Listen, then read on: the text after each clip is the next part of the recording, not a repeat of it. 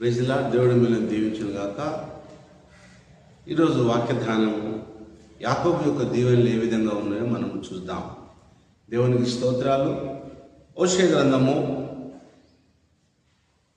కొన్ని వచనాలు మనము ధ్యానం చేద్దాం.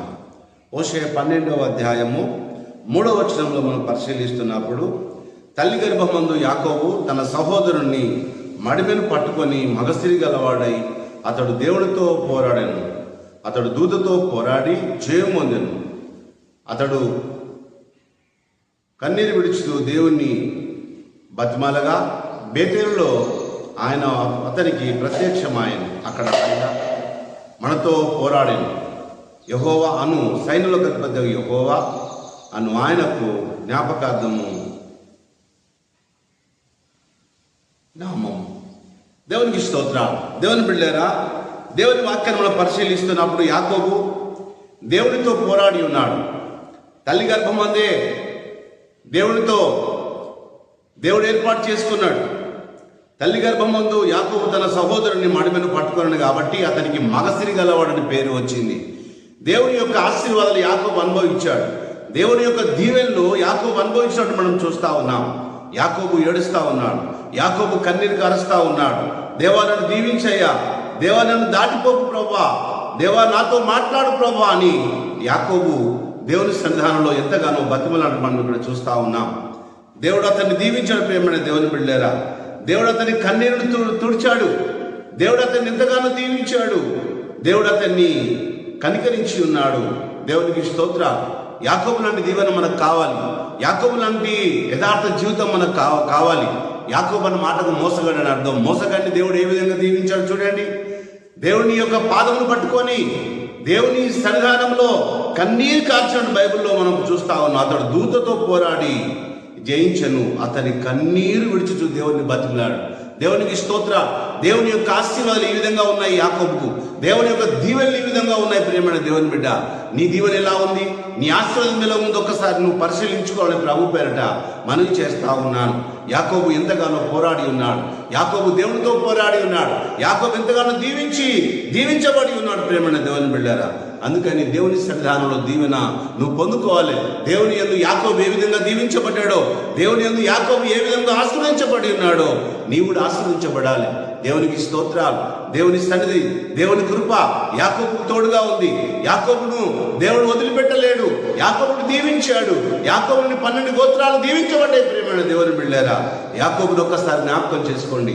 ఒక్కసారి యాకోబు ఏ విధంగా జీవించాడు, యాకోబు ఏ విధంగా దేవుని పాదమును పట్టుకున్నాడో ఒకసారి ఆలోచించాలని ప్రభువు పేరట మనవి చేస్తా ఉన్నాను. అలాగే మనం ఇక్కడ పరిశీలించినప్పుడు ఇంకా కొన్ని రెఫరెన్స్లో మనం చూస్తే మొదటి దినోత్సవాంతంలో అనేకమైన దీవెనలు మనం చూస్తూ ఉంటున్నాం. మొదటి దినోత్సవాంతంలో మనం ఒక్కసారి పరిశీలిస్తే అక్కడ యబేజు అనే ఒక వ్యక్తిని మనం చూస్తా ఉన్నాం. ఈ వ్యక్తి దేవుని ఎంతో భక్తి గలవాడై ఉన్నాడు. దేవుని ఎంతో నమ్మకం గలవాడై ఉన్నాడు. యబేజు తన మొదటి దినోత్సవాంతము 4వ అధ్యాయము 9-10 వచనాలు మనం పరిశీలిద్దాం. దేవునికి స్తోత్రాలు. యెబేజు తన సహోదరుల కంటే ఘనము పొందిన వాడై ఉండెను. వేదనపడి అతని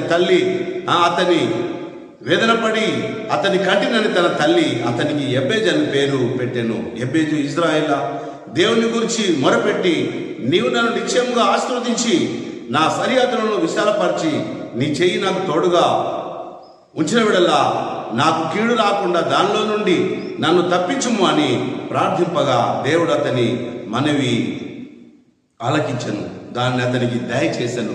దేవునికి స్తోత్ర. ప్రేమైన దేవుని బిడ్డ, యెబేజుని దేవుడు ఎంతగానో దీవించాడు. యెబేజు దేవుని సన్నిధిలో ప్రార్థిస్తా ఉన్నాడు. దేవా నన్ను దాటిపోకు ప్రభా, దేవా నన్ను దీవించు తండ్రి అని యెబేజు దేవునికి మొరపెట్టాడు. దేవునికి స్తోత్రాలు. యెబేజు కుటుంబాన్ని దీవించాడు. యెబేజు కష్టాన్ని దీవించాడు. యెబేజుని ఎంతగానో ఆశ్రయించాడు. తన యొక్క అన్నదమ్ముల కంటే ఘనముగా దీవించాడు. ప్రేమైన దేవుని బిడ్డలారా, దేవునికి స్తోత్ర. దేవుని ఆశీర్వాదాలు ఇలాగుంటాయి. దేవుని యొక్క కృప ఈ విధంగా ఉంటుంది. దేవుని యొక్క మహాకృపను బట్టి ఎబ్బేజు దీవించబడ్డాడు. ఒక్కసారి ఆలోచించాలని ప్రభు పేరట మనవి చేస్తా ఉన్నాను. యాకోబు ఏ విధంగా కన్నీరు గార్చాడో, యాకోబు ఏ విధంగా తల్లి గర్భం నుండి వచ్చిన తర్వాత అతనికి మగసిరి అని పేరు వచ్చింది. హల్లెలూయా, దేవునికి స్తోత్రాలు. యాకోబు లాంటి దీవెన కావాలి, ఎబ్బేజు లాంటి దీవెన కావాలి. దేవుని సన్నిధానంలో ప్రేమైన దేవుని బిడ్డారా, ఒకసారి పరిశీలించండి, ఒకసారి ఈ వాక్యాన్ని జ్ఞాపకం చేసుకోండి. ప్రభు పేరట మనవి చేస్తా ఉన్నాను. ఎబ్బేజుని దేవుడు దీవించాడు, ఎబ్బేజుని దేవుడు జ్ఞాపకం చేస్తాడు. అందుకని మరొక్కసారి ఎబ్బేజు జీవితాన్ని ఒకసారి పరిశీలించాలి. ఆయన ప్రార్థిస్తూ ఉన్నాడు. ఎబ్బేజు ఇశ్రాయేలు దేవుని గురించి మొరపెట్టాడు. నీవు నన్ను నిత్యంగా ఆశీర్వదించి నా సరిహద్దులను విశాలపరిచినప్పుడు ప్రభా, దేవునికి స్తోత్ర. ప్రేమైన దేవుని బిడ్డ, ఈ ప్రార్థన దేవునికి అనుకూలముగా ఉంది. ఈ ప్రార్థన దేవునికి అనుకూలముగా ఉంది. ఒకసారి పరిశీలించాడు. ఎబ్బేజుని దేవుడు దీవించాడు. ఎబ్బేజు కన్నీరు కారుస్తా ఉన్నాడు. ఎబ్బేజు రోజున చేస్తా ఉన్నాడు. నా అర్థంలో కంటే దేవా నన్ను అత్యధికంగా దీవించు. హల్లెలూయా. కన్నీరు కారుస్తా ఉన్నాడు. యాకోబు కన్నీరు కారుస్తా ఉన్నాడు. ఎబ్బేజు కన్నీరు కారుస్తా ఉన్నాడు. యాకోబు యొక్క సరిహద్దులను విశాలపరిచాడు. యాకోబు యొక్క తన యొక్క హృదయాన్ని దేవుడు మార్చాడు. ఆలోచించు విశ్వాసి, ఆలోచించు. యాకోబుని దీవించిన దేవుడు నిన్ను దీవించలేడా? ఎబ్బేజుని దీవించిన దేవుడు నిన్ను దీవించలేడా? తప్పకుండా దేవుడు దీవిస్తూ ఉంటాడు. ప్రేమైన దేవుని బిడ్డారా, ఒకసారి ఆలోచించు. నీ జీవితాన్ని ఒకసారి పరిశీలించాలని ప్రభు పేరట మనవి చేస్తా ఉన్నాను. అలాగే ఆది కాండంలో మనం పరిశీలిస్తే, ఆది కాండంలో మనం చూసినట్లయితే 28వ అధ్యాయము 12వ వచనంలో ఒకసారి మనము జ్ఞాపకం చేసుకుందాం. దేవుని యొక్క దీవెన ఏ విధంగా ఉంది, దేవుని ఆశీర్వాదాలు ఏ విధంగా ఉందో ఒకసారి ఆలోచించమని ప్రభు పేరట మనవి చేస్తా ఉన్నాను. ఆది కాండం 28వ అధ్యాయం 12వ వచనంలో ఈ విధంగా రాయబడి ఉన్నది. ఏమంటున్నాడు ఇక్కడ? అప్పుడు అతడు ఒక కలను కనెను. అందులో ఒక నిచ్చెన భూమి మీద నిలబడి ఉండెను. దాని కొన ఆకాశం కట్టెను. దాని మీద దేవుని దూతలు ఎక్కుచూ దిగుచుండిరి. మరియు యెహోవా అతనికి పైగా నిలిచి, నేను నీ తండ్రి అయిన అబ్రహాము దేవుడను ఇస్సాకు దేవుడను ఉన్న యెహోవాను, నువ్వు పడుకొని ఉన్న ఈ భూమిని నీకు నీ సంతానంలోకి ఇచ్చేదను. దేవునికి స్తోత్రాలు. తండ్రి దగ్గరికి వెళ్ళి వచ్చాడు.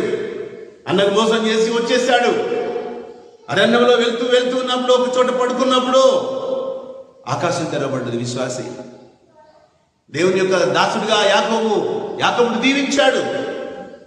పరలోకంలో ఒక నిచ్చెన భూమిని దిగి వచ్చింది. అప్పుడు మాట్లాడుతున్న మాటను గమనించి విశ్వాసి, ఆయన ఒక కలగన్నాడు. అందులో ఒక నిచ్చెన భూమి మీద నిలిచి ఉండేది. దేవుని దూతలు ఎక్కుతూ దిగుతున్నాయి. మరియు యెహోవా అతనికి పైగా నిలిచి, నేను నీ తండ్రి అయిన అబ్రహాము దేవుడను ఇస్సాకు దేవుడను. దేవునికి స్తోత్ర. నేను నిన్ను దీవిస్తా, నేను ఆశీర్వదిస్తాను. దేవుడు మాట ఇచ్చాడు. అలాగే పరిశీలించినప్పుడు మనము మన జీవితంలో అనేకమైన సంఘటనలు జరుగుతూ ఉంటాయి. 20వ వచనం, అప్పుడు యాకోబు, నేను తిరిగి నా తండ్రి ఇంటికి క్షేమంగా వచ్చినట్లు దేవుడు నాకు తోడయుండి నేను వెళ్చున్న ఈ మార్గంలో నన్ను కాపాడి తినుటకు ఆహారమును ధరించుకొనుటకు వస్త్రమును నాకు దయచేసినడలా యెహోవా నాకు తోడయుండును. మరియు స్తంభముగా నేను నిలిపిన ఈ రాయి దేవుని మందిరమగును. మరియు నీవు నాకిచ్చు యావత్తులో 10వ వంతు నిశ్చయముగా నీకు చెల్లించదనని మొక్కుకొనెను. హల్లెలూయా. గమనించండి,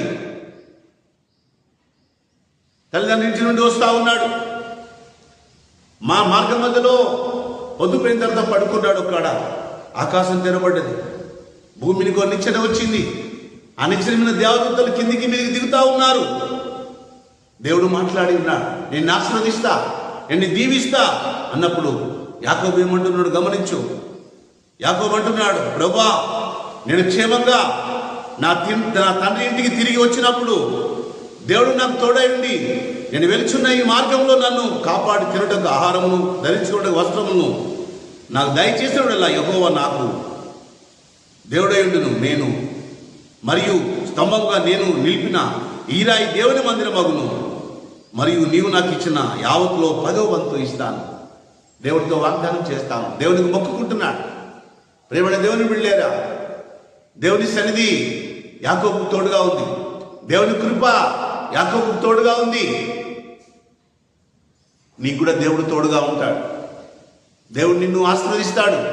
ఏదో ఒకరోజు దీవిస్తూ ఉంటాడు. ప్రేమైన దేవుని బిడ్డలారా, దేవుని వైపు చూడు. యాకోబు దేవుని వైపు చూశాడు. తల్లి గర్భంలో ఉన్నప్పుడే, తన అన్న బయటకు వస్తున్నప్పుడు తల్లి గర్భం నుండి రాణి ఒక మడిమ పట్టుకున్నట్టు హోషేయ గ్రంథంలో మనం ఇప్పుడు చూస్తాం. అందుకే అతనికి మగస్త్రీ గలవాడని పేరు వచ్చింది. దేవునికి స్తోత్ర. యాకోబు తన సహోదరుణ్ణి హోషేయ 3వ వచనంలో పరిశీలిద్దాం. 12:3. తల్లి గర్భమందు యాకోబు తన సహోదరుణ్ణి మడిమను పట్టుకొనెను, మగస్త్రీ గలవాడు. దేవునికి స్తోత్ర. నిజమే కదా, యాకోబు భూమి బయటికి రాకముందే మగస్త్రీ గలవాడని పేరు తెచ్చుకున్నాడు. దేవునికి స్తోత్ర. యాకోబు లాంటి దీవెనలు నీకు కావాలి. యాకోబు లాంటి దీవెనలు నాకు కావాలి. యాకోబు లాంటి ఆశీర్వాదాలు ఈనాడు ప్రపంచ దేశానికి కావాలి. ప్రేమైన దేవుని బిడ్డలారా, అనేకమైన సమస్యలతో పోరాడుతూ ఉన్నారు. అనేకమైన ఇరుకుల్లో, ఇబ్బందుల్లో, ఆర్థికంగా వెనుకబడి ఉంటున్నా.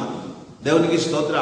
యాకోబు ప్రార్థిస్తా ఉన్నాడు, దేవా నన్ను దీవిస్తే, నన్ను ఆశీర్వదిస్తే, తిరిగి మళ్ళీ నా తండ్రి ఇంటికి నేను వస్తే, అయ్యా నాకు ఇచ్చిన దాంట్లో కూడు గుడ్డు నాకు దయచేస్తే నాకు వచ్చిన దాంట్లో 10వ భాగం నీకు ఇస్తాను అన్నాడు. దేవునికి స్తోత్ర. విశ్వాసి, ఆలోచించు. నీ దీవెనలు ఎందుకు రావట్లేవు? నీ కుటుంబంలో దీవెనలు ఎందుకు రావట్లేవు? యాకోబు ఏ విధంగా దీవించబడ్డాడు, యాకోబు ఏ విధంగా వాగ్దానం చేశాడు, అలాంటి వాగ్దానం నువ్వు చేయి. దేవునికి స్తోత్ర. దేవుడి వాక్యము దీవించును గాక. దేవుడి మిమ్మల్ని దీవించును గాక. ప్రార్థన చేద్దాం. ప్రభువా నీకు మహిమ చెల్లిస్తున్నాం. తండ్రి నీకు వందనాలు తండ్రి. ఈ వాక్యమును ఆయన విడుచున్న ప్రతి బిడ్డను తండ్రి ప్రభా విశ్వాసం నడిపించండి, స్థిరైన మార్గము నడిపించండి తండ్రి. యాకోబుని ఏ విధంగా దీవించావో ఈ వాక్యం విడుచున్న ప్రతి బిడ్డ జీవితంలో తండ్రి విశ్వాసం దయచేయి. యాకోబును దీవించిన దేవుడు నన్ను దీవించడా? యాకోబుకు సాయం చేసిన దేవుడు నాకు సాయం చేయడన్నా నిరీక్షణతో బిడ్డలుంటకు నీ కృప చూపమని యేసు శక్తి గల నామమున అడుగుచున్నాము తండ్రి. ఆమేన్. ఆమేన్. Praise the Lord. దేవుడు మిమ్మల్ని దీవించును గాక.